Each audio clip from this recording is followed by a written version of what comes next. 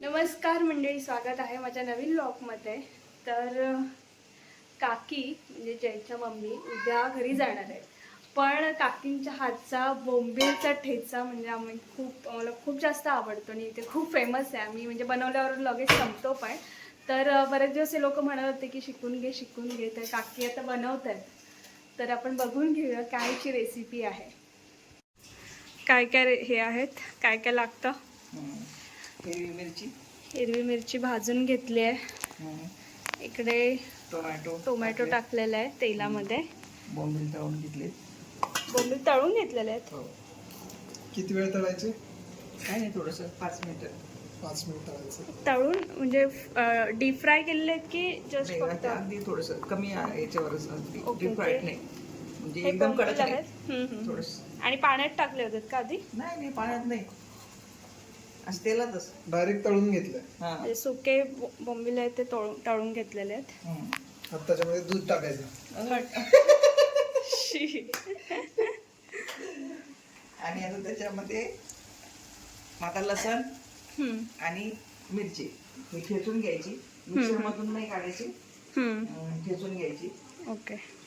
आणि आता हे टोमॅटो थोडेसे असे नरम झाल्यानंतर याला तरी 10 मिनिटं लागतात, म्हणजे ओके तेलामध्ये फ्राय करायला। नरम झाल्यानंतर त्याच्यामध्ये जो आपण ठेचा करतो तो टाकायचा।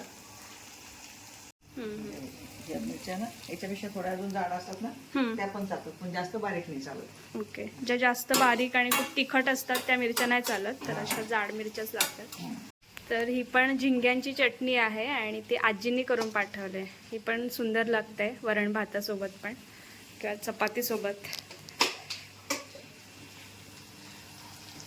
टोमॅटोला जास्त वेळ शिजवावं लागतं, मला वाटतं 10 मिनिट तरी ते तेलामध्ये हे होऊ द्यायचे, नरम होईपर्यंत करून घ्यायचं।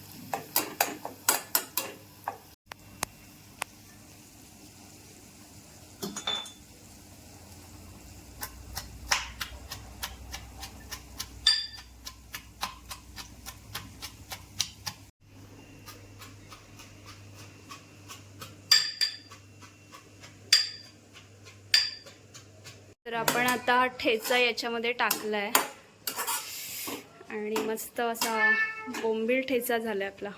नाही, बोंबलाची चटणी, सॉरी अजून टाकायच्यात ना। आणि तू काय हवंय? वास येतोय तुला बोंबीलचा? काय हवंय सांग? तुला मच्छी हवी ना? मच्छी हवी ना तुला? मच्छी हवी ना?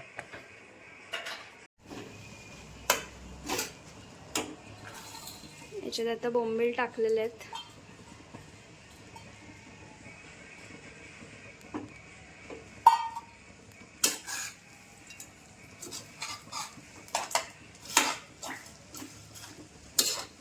ठेच्यामध्ये पूर्ण मिक्स करून घ्यायचे ते।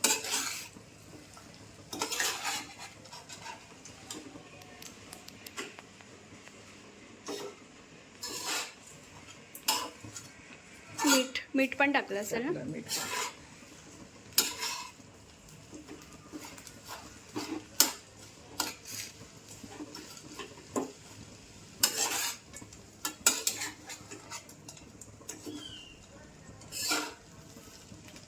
आणि हा ठेचा नाही, हा बोंबीलची चटणी बरेच दिवस टिकते, खराब होत नाही, त्याच्यामुळे किती वेळ पण आपण ठेवू शकतो बनवून। त्याच्यात कोथिंबीर पण टाकतात, नंतर कोथिंबीर टाकायची आणि रेडी झालेली आहे आपली बोंबीलची चटणी, तिखट मिरच्यांच्या ठेच्यातली।